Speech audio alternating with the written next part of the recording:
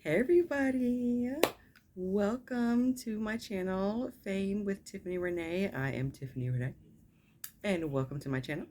If you have been here before, welcome back to my channel. This is a safe space, no negativity, no negative Nancy's, Ned's, Nellies, etc. This is a safe space for all people. I want this to be a lighthearted, loving community where everyone can just feel seen and feel heard and just spread some love. We need some more love spreading around here. Again, if this is your first time, welcome. I'm always happy to have new people. And if you've been here before, thank you so much. Thanks for watching my videos. Thank you for commenting. I appreciate it so much. If you hear stuff in the background, it's raining, which is awesome. It's raining and it's cold because I'm in the Midwest.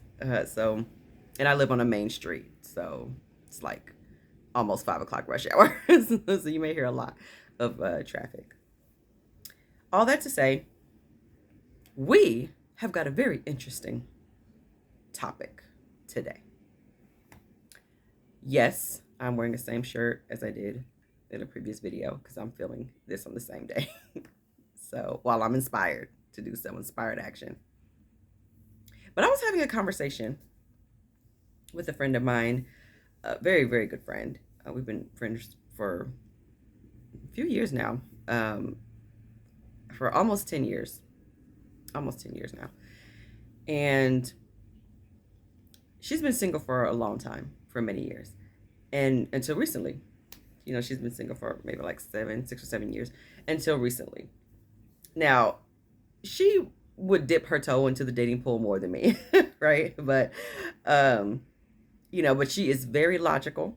She is logical about pretty much everything. You know what I mean? About her life, about religion, about work, about emotions. And I am a Sagittarius, okay? I'm actually a cusp Sagittarius Capricorn, right? So I'm a Sagicorn technically, but I'm a Sagittarius because my birthday is December 21st, which is really in just a couple weeks. And so I am the last day of Sagittarius, and the very next day is the first day of Capricorn. All that to say is, I am less logical. Like my Capricorn side believes in logic and, analyzing things and stability and, that earth energy. But my Sagittarian fire energy is all about expression and creativity and just fiery energy, right? And so she and I were having a conversation because she's in a new relationship, which I'm so happy. I knew it. I called it like from the jump. And they've been together for a few months now. And we were having a conversation about communication. And we kind of got on the topic of communication and the dynamic of relationships. And I mean, I've been single for a very long time. I've been single for 9 years, since 2012. And I've only maybe gone out on maybe 2 or 3 dates too. Like I'm like single, right? In pretty much every sense of the word. And so I like to hear different perspectives of relationships, of how it is kind of dating nowadays, because I haven't had a boyfriend since I was 29 years old, and I'll be 39 in 2 weeks. You know what I mean? So I like to hear kind of what's going on. And, my friends come to me with their different dynamics and different situations and issues and things like that. And I just like take it all into consideration. And I use it as a means of awareness. Check out my previous video I just did about consuming content, as a form of awareness. As Abraham Hicks always says, when you know what you don't want, you know what you do want. So I have a very long list of things that I that I now do want, based on the calamity of the type of relationship dynamics that have sprung up over the last decade of me being out of the dating scene. So I was talking to my friend, and she was telling me certain things about her and the boo, and then she said something that struck me.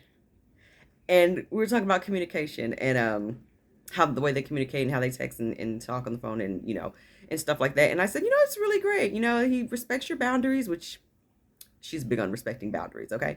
If you don't respect her boundaries, that's a complete deal breaker. So, like I said, she is very logical and she is a woman who knows what she wants, honey. Yes. So she was talking about communication, about, I guess, how they text or whatever. And I had said something about, oh, well, that's sweet that he asked you that, or whatever it was. And then her response was, because I asked her something like a follow-up question, and she said, well, I guess that depends on what this person thinks they're entitled to. And I was like, huh, I've never really heard the word entitle or entitlement when it came to romantic relationships. And I said, oh, can you please elaborate? Because something is happening here. Something is moving in my spirit. Elaborate on what you mean by entitled. And she said, well, he does not feel, he as in her boyfriend, my boyfriend doesn't feel entitled to me or my time just because I'm his girlfriend. He still calls me and texts me and asks me if I want to do something, or if something is okay, or if something is acceptable, or if I'm good with doing something or not doing something. He doesn't assume that just because I'm his girlfriend that I'm automatically going to say yes to whatever it is that he wants or wants to do. And she said, and I'm the same way. I don't feel entitled to him as a person or to his time. I still ask him. I still check in with him to see if there's things that he wants to do or not do. I don't assume that he's just going to do what I want or do what I say, or want to hang out with me or want to do all these things just because I'm his girlfriend. And I thought that was so profound. Yes, multiple blinks, okay? Listen, I was like, girl, I don't think you understand. You said a word just now. That is so profound. And I said, can I use that in my YouTube video? So if you're watching, girl, you know who you are. I'm using it in the video. Think about that. Think about that. Are you in a relationship?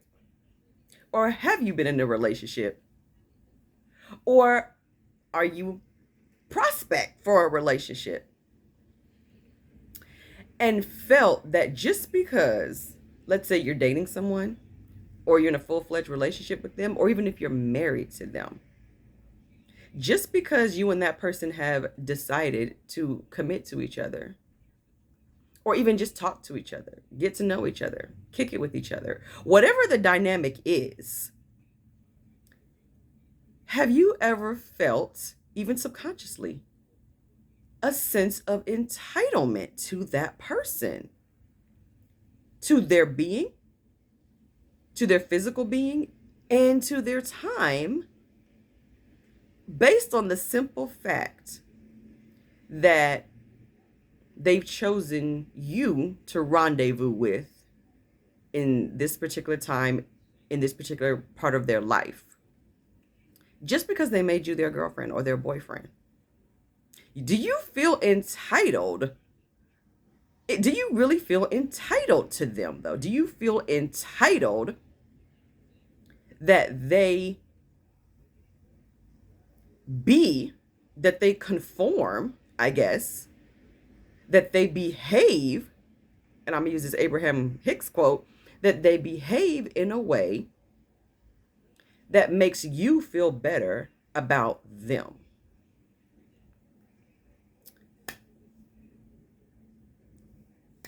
Think about that.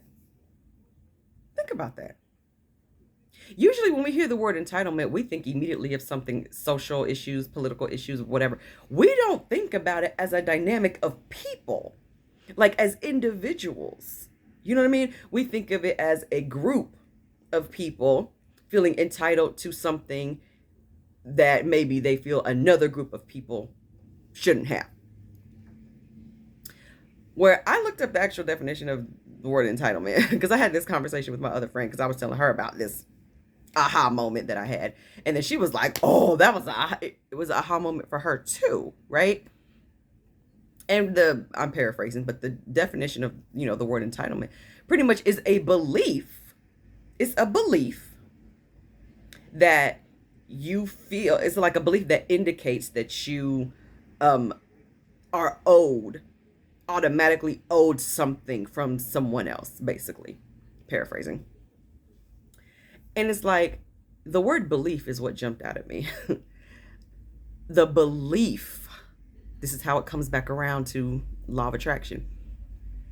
The belief that you think somebody is bound to do or be a certain thing, the belief that you feel entitled to an individual human being who is their own person, that you feel entitled for their body to behave, for their mind to all of that to behave in a way that is conducive to you and only you, your happiness and your well-being only. And the minute that they slip up and don't measure up to what you already feel entitled to from them, then there's a problem. How crazy is that? How crazy is that? And like, we'll call it other things. We'll call it, oh, well, that's just compromise. Or that's like, well, that's just what you do. If I'm your girl, then you just need to be texting me 4 times a day. And I need to hear your voice twice a day. You need to be checking on me constantly. You need to be in my face, even if I don't want to be bothered with you. You need to wait and let me tell you that I don't want to be bothered with you. Or if that's my girl, you know what I mean? And she needs to be checking in on me. If it's the weekend and me and her, our routine is that I come see her, she knows that she needs to have a meal cooked for me, or she needs to have my favorite pizza, or she has to have, the movies that I like to watch, or she needs to have on that cute little number that I like. She knows I expect her hair to be done and her nails to be done, whatever, because I feel like I'm entitled to that as her man. That's what she needs to be doing for me, regardless of what else she has going on, regardless if she even feels like it or not, is irrelevant. It's the weekend. She knows that this is what's going down and it needs to be done. This goes to all types of relationships. It doesn't matter, heterosexual, homosexual, situationships, entanglements, whatever you want to call it, right? Think about that. What expectations are you setting for your significant other or for your potential significant other? That's the really big one that I noticed the pattern with, is not even so much the relationships that's actually a relationship, but the ones that are not even, I can't even say in the infancy stages of a relationship, in the talking phase. We're just talking. We're just kicking it. We're just getting to know each other. And the level of entitlement that person A develops for person B, even though nothing has been established, no commitment has been established in any capacity. It's just we're kicking it. We're getting to know each other. We're casually dating. We're just seeing each other occasionally. Or we're just talking on the phone to see if we actually really like each other. If you're in that stage, and then you find yourself demanding that this person, he or she, whatever, her, it doesn't matter who it is, you find yourself demanding in here. Even if you don't say it with this, in here, even if it's subconsciously, you find yourself taking actions or saying words that are implying that you demand that they put you as the priority in their life. Because in your mind, you're like, listen, I gave you the time of day, okay? I gave you the option to talk to me. So because I'm giving you my time. I'm letting you in. I'm allowing you to get to know all of this. I am now entitled. I now have the right to dictate to you how this exchange is going to go. And then you start doing things. You're not in a relationship with this woman, but you're keeping tabs on her as if you are.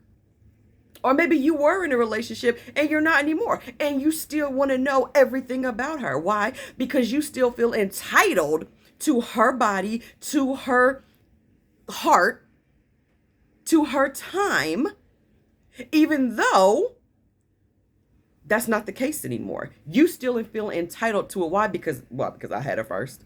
Because she was with me first. Because we have a kid together. Because we agreed that we were going to start dating.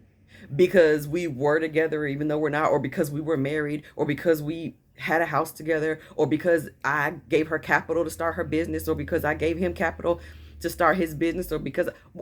What? Absolutely not. No, thank you. No, sir. No, ma'am. Absolutely not. Think about that. Sit with that for a second. Sit with that notion. Sit and let the word entitlement marinate. You see how heavy that word is? And you see why that word is probably triggering to a lot of people. So I apologize if this word is triggering for you. Because the word entitlement, it's an implication that even though you don't want something, it implies that someone else automatically has a right to it. It implies that someone else has a right to you just because maybe they have a history with you, or just because they imply that they like you or they have a crush on you. And so if you feel entitled because you decided to give this guy your number, ma'am, and you're like, okay, well, I gave him my number, so he's lucky I even did that. So because I gave him his number and I already called him or sent him a text message, and the fact that he is not responding in 2.5 seconds, how dare he, the jerk? Why? Why does he have to be a jerk? Because he didn't respond to your call. He didn't answer your call as soon as you called, or he didn't have a chance to call you back, or she didn't answer your text messages. Why is she all kinds of B's and H's? Like, why? Because you feel entitled. You feel entitled to how that person should move based on what you think. What you think about the place you've put them in your life. So you think that just because you allowed them in your space, that you have the right to dictate how that person operates. Now, do not get this twisted with having a sound relationship built on communication. That's kind of the point. Like, you want to communicate with whoever you're with, whether you're prospecting or whether you're in an actual committed relationship. You want to have that communication. Absolutely. That's important. It's vital. You want to have that dialogue. You want to be in a space where you can have honest, mature conversations with each other. And this person will learn your patterns. They will learn what you like and what you don't like. And they'll learn how you prefer your mate or potential mate to move. They'll know, I'm big on communication. Here are the things. Here's my own personal expectations that I have when I'm getting to know somebody, or when I'm dating somebody, or when someone is my man or my woman. Or I should say in a relationship, if someone's choosing to rendezvous with me. Because even the idea of the whole mind thing, that's a whole nother thing. Because that possessiveness, that this person is mine, this person belongs to me. Nobody belongs to anybody. Real talk. Okay? Nobody belongs to anybody. You can't belong to anybody. You have free will to do whatever you want to do. You cannot belong to anybody. You can make a conscious decision that you want to rendezvous with somebody, that you want to have an exchange of time and energy, that you want to exchange the energy of love with somebody, or the energy of passion, or the energy of sex. You can choose to have the rendezvous in whatever capacity you want it. But ownership, that's off the table. There was no ownership. So that program already that's been buried in our minds, probably since the beginning of whenever, this ownership, especially in a more patriarchal society, it's like ownership. I own you. I own you. And it probably stems back from a multitude of things, from childhood trauma to family trauma to ancestral trauma. It probably goes back generations, right? But in every race, not just, one particular race, and in a multitude of races, just this idea of ownership and the owning of another human being. And obviously we have many, many instances in our history where human beings were owning other human beings. And you see how that's triggering, and that just rubs you the wrong way. So why would you feel like you have the audacity to think that you can emotionally own another human being and hijack somebody else's emotions to manipulate them to do and conform what you need them to be so that you can feel secure, instead of doing the work internally to work on your own limiting beliefs, your own traumas, your own insecurities, and finding out why it's even important to care so much about how somebody else moves for you to be okay. You are responsible for you. And there's another video I'm going to make about that as well. You have to take ownership of yourself, of your own heart, of your own mind. It is okay to venture out in love. It is okay to rendezvous with other people. It is okay to set boundaries and set parameters. Do it. Absolutely. It's necessary. It's not just okay, it's necessary. Set your boundaries, set up your perimeters. So this person is aware that this is what I like and this is what I don't like. Either they are going to respect that and honor that, or they're not. And then you respond accordingly. If they are going to honor and respect your boundaries, great. You can move forward. And you'll see it in their actions. They will show you how they're honoring and respecting your boundaries. They will. If they're choosing to not honor and respect your boundaries and just shut you down because they just can't be bothered to hear what you have to say, or whatever the case may be, if they're not consciously, like they're making a conscious effort to not honor and respect your boundaries after you've set them in place, even after you've reminded them about it, then it's up to you to make the decision to leave that person alone, or to walk away, or just decide, you know what, it's not meant for us to rendezvous right now. It's okay for that person to not be your person. You will be fine. You will survive. You will, to quote Gloria Gaynor, you will survive. You were doing okay before that person came into your life, and you'll be fine after they leave. Every person is not your person. Every person is not your person. Every person you marry may not be your person, and it might end up in divorce. Every person you date may not be your person, and you end up breaking up. Every person you meet and start talking to may not be your person, so you don't talk to them anymore. It's okay. It's okay. It is okay. But this entitlement thing, this ownership thing, that's got to stop. Because it's detrimental. It's detrimental to you. It is detrimental to the other person. And the universe is picking up on that frequency because it gives off a frequency of desperation and powerlessness. And so what does the ego tell you? It tells you, it whispers that, hey, you can't have people in your life and let them operate according to their free will, because they're not going to be conducive to you. They're not going to be compatible for you. So this is what you have to do. You have to micromanage. You have to, because you have this sense of entitlement. You are entitled to hijack their time and to hijack the way they give you their time, and to, you don't have to ask, their permission for anything. You don't have to ask if it's okay, because, hey, that's your man. That's your woman. They're here to make you happy, right? So if you want to go out and get steak Saturday night, I don't care what the other person wants. That's irrelevant. It's about you, because you're giving them your time. So you're entitled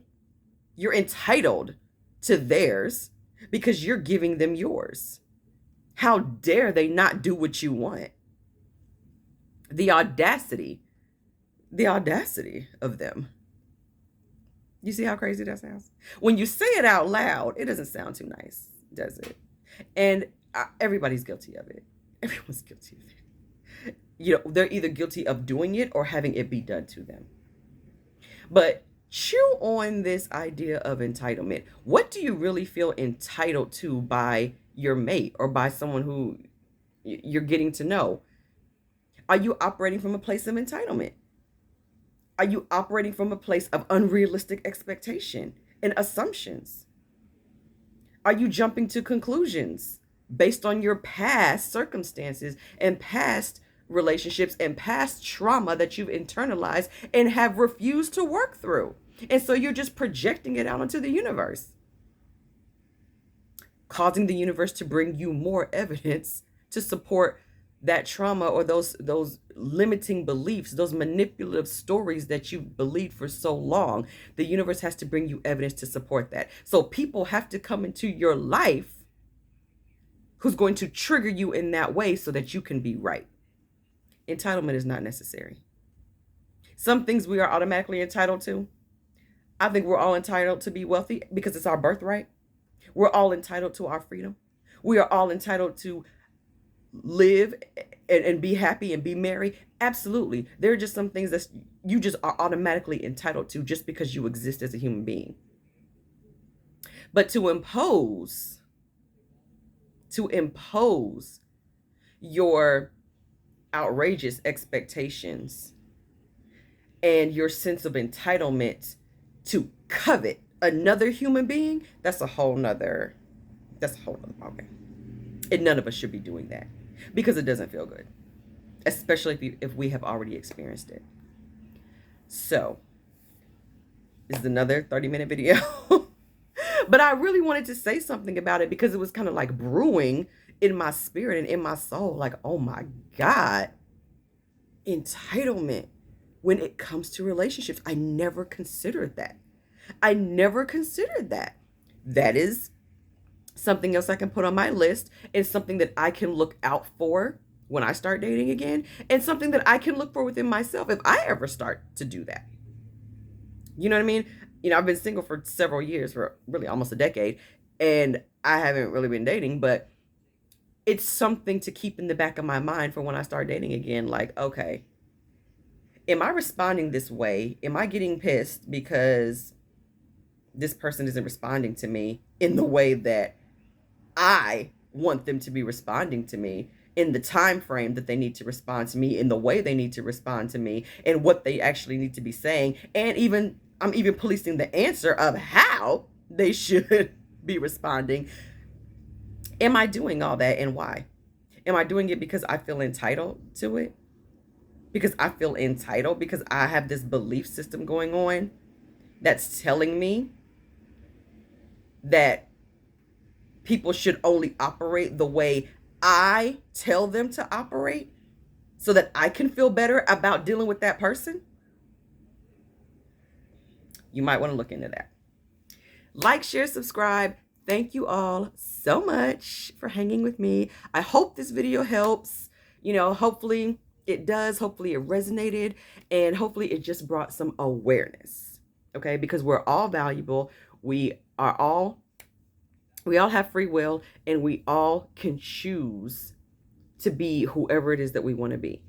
So let us be us, and let us allow other people to be other people, and then just choose the best parts of us to rendezvous with and get all lovey-dovey with. Okay.